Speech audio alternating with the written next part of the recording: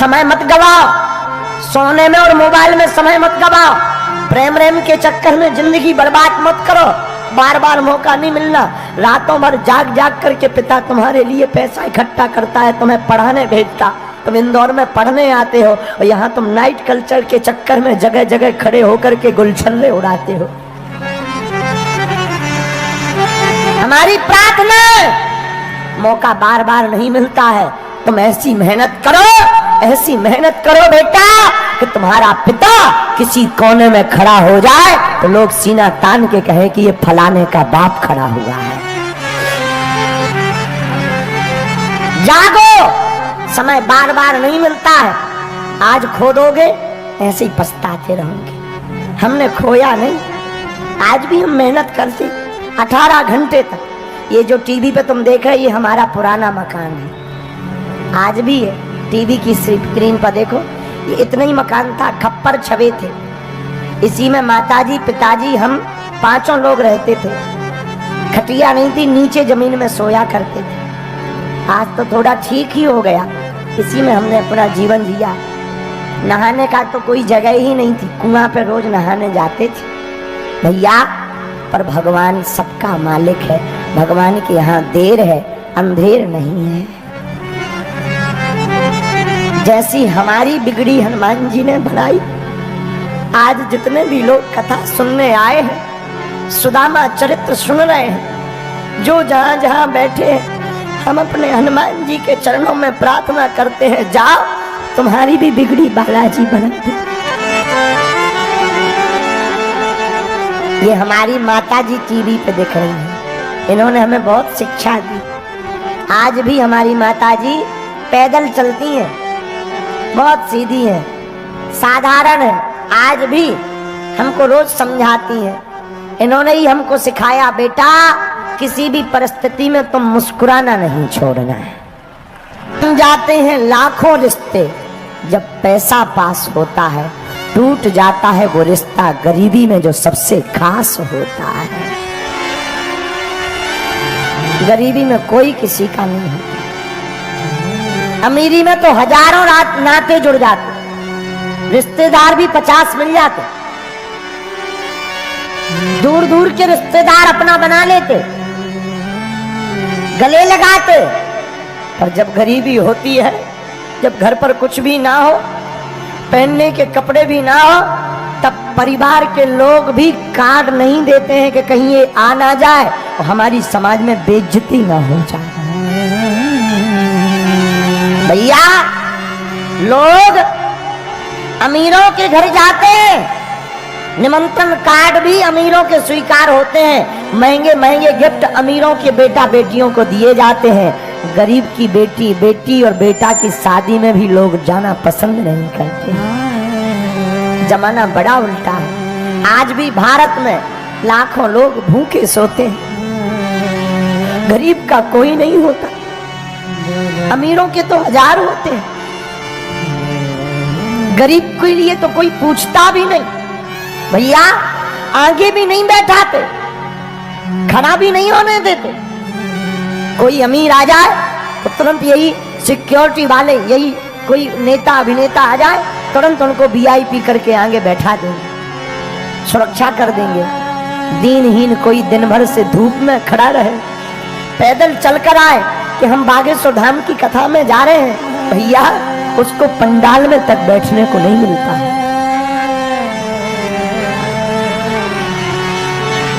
विचित्र स्थिति। क्यों? क्योंकि गरीब का कोई नहीं होता है। हम दुनिया की नहीं अपनी खुद की बता रहे हैं। लोग हमसे कहते, हमारे सेवादार हमसे कहते, आप इतना क्यों थकते, आप इतनी रातों भर क्यों जगते, आप सबको क्यों मिलते। अब इन्हें हम क्या बताएं।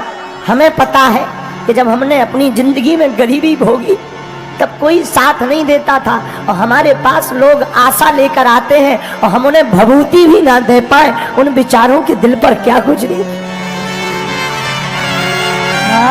वो प्रभाव में, चमत्कार में, और बड़ी भीड़ देख करके वो बोलेंगे तो कुछ नहीं, पर उनका दिल क्या बोलेगा। भैया हमें हनुमान जी ने सिद्धि या चमत्कार अमीरों में के या एसी में बैठे लोगों के पर्चा बनाने के लिए नहीं दी है, उनके लिए दी है जिनका कोई नहीं है, पैदल चलकर आते हैं, किराया उधार उठा करके आते हैं। पर सच बता दे, हम तो अपनी आंखों से देखते, गरीब का तो केवल भैया कृष्ण होता है। अमीरों के तो बेटा बेटी को लाखों के गिफ्ट दिए जाते, गरीब की बेटी की शादी में तो लोग जाने में भी कतराते। बड़ा विचित्र जमाना है, बड़ा उल्टा जमाना है। हम जितने भी यहाँ प्रियजन बैठे हैं, आप लोग हमारे परिवार के सदस्य जैसे हो। भैया हम कथा कभी भी आपको श्रोता मानकर नहीं सुनाते, हम उतने वक्ता भी नहीं है, उतना हमें ज्ञान भी नहीं है, हमारी पढ़ाई लिखाई भी उतनी नहीं है। हम तो बस जो हनुमान जी का प्रसाद है, जो हमें गुरुजी से मिला, पर आप लोगों को हम शिक्षा देने के लिए हम ये बताना चाह रहे, मेरे पागलों, दुनिया में जिसका कोई नहीं होता उसका भगवान होता है, उसका प्रत्यक्ष प्रमाण हम स्वयं हैं, कोई दूसरा नहीं, उसका प्रत्यक्ष प्रमाण हम स्वयं हैं। हमने अपनी जिंदगी में 8 और 9 वर्ष की अवस्था में खूब भोगा। 13 वर्ष की अवस्था तक गांव में हमारी माताजी हमारा चंदन लगा देती थी और धोती पहना देती थी। जिस गांव में हम रहते ना, गड़ा गांव है हमारा, अपने हाथों से वो चंदन लगा देती थी और एक थैला दे देती थी। हमारे पिताजी कुछ करते नहीं थे, जाओ गांव से कुछ मांग लाओ। हम घर घर जाते थे, ब्राह्मण थे, आज भी ब्राह्मण, पर हिंदू हैं हम, कट्टर सनातनी हिंदू हैं, जातिवाद में नहीं हम पढ़ते हैं, क्योंकि हम हिंदू हैं। तो हम थैला लेकर गांव में जाते थे, कुछ लोग चावल दे देते थे, आटा दे देते थे, झोपड़ी में रहते थे, एक कच्चा घर था, उसी में रह करके उनको भोजन, तीनों लोग, हमसे छोटी एक बहन थी, बहन से छोटा एक भाई था, तीनों लोग रहते थे। भैया उस वक्त का हमें आज भी याद है, हम भूलते नहीं है। आप सुनकर आश्चर्यचकित होंगे, जितने युवान बच्चे, युवान भाई, युवान बहनें बैठी हैं, हम हाथ जोड़कर भैया प्रार्थना करेंगे, कभी अपने बीते हुए कल को मत भूलना। चाहे जितने महान बन जाना, चाहे जितने बड़े बन जाना, बीते कल को मत भूलना भैया। हमें आज भी याद है, जब घर पर कुछ नहीं होता था, माताजी कहती थी, बेटा तुम घर से मुस्कुराते हुए निकला करो। सच बता रहे, 3-3 दिन तक भोजन नहीं होता था, चावल की रोटी खाते थे। और हमको वृंदावन जाना था भागवत कथा पढ़ने, बच्चे ही थे छोटे से, तो वृंदावन जाना था भागवत सीखने। 2000 रुपया किराया हमें पिताजी को लगना था। 20 मकानों में गए थे हम मांगने, 1 रुपया भी उधार नहीं दिया था। क्यों? क्योंकि ये गरीब है, चुका नहीं पाए। 100 रुपया उधार नहीं दिए थे। 2000 तो छोड़ो, 3-4 दिन तक भूखे प्यासे जिनके पास हम मांगने जाते थे, वो हमारे ही सामने रोटी खा देते थे। हम बैठे रहते थे कि अब रोटी खा लेंगे तो सुनेंगे, शायद अब दे देंगे। सुनी नहीं। उन लोगों की बता रहे जो आज भी हमसे जुड़े हैं, हमने उनको आज कुछ नहीं कहा, ना हम कहते हैं, भगवान की कृपा है।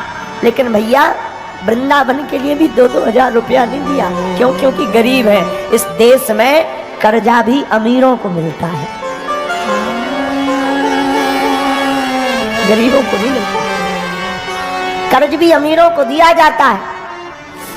हमारी माताजी, हम एक एकांत में बिना लाइट का मकान रहता था, उसी में जीवन जीते थे।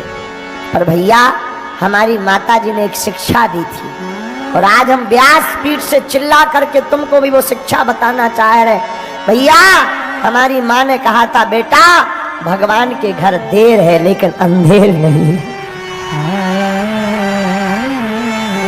तू कभी इनको उल्टा मत बोलना, जिन्होंने तुम्हारा साथ नहीं दिया तुम कभी उनको मुंह मत चलाया कर, चुप रहा कर, मुस्कुराते हुए निकला कर, धन्यवाद दिया कर और जा तुम अपने बालाजी को पकड़, वो ही तेरी सुनेंगे।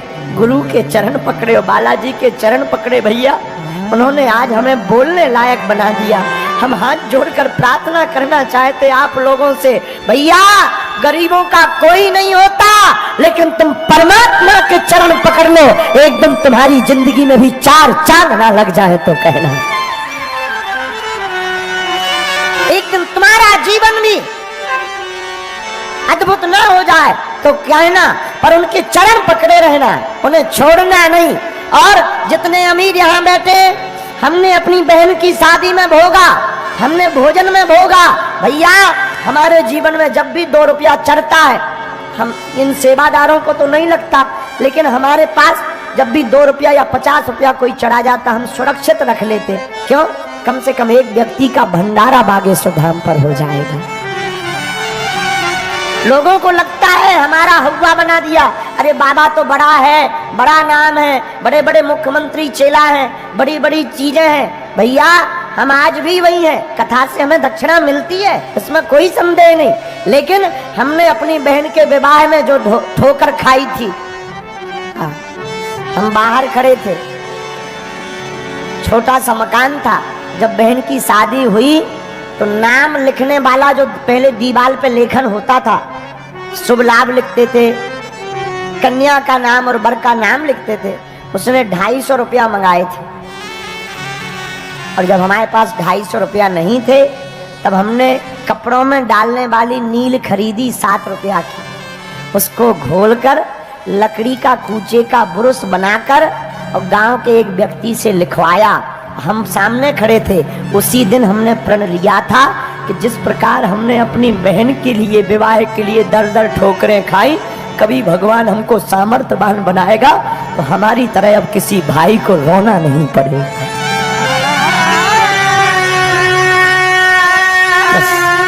उसके बाद हनुमान जी ने बाहें पकड़ ली और आपकी कृपा से हर साल महाशिवरात्रि पर 100-150 उन बेटियों का घर बस जाता जिनके माता पिता और भाई नहीं होते। कथा में कुछ मिल जाता।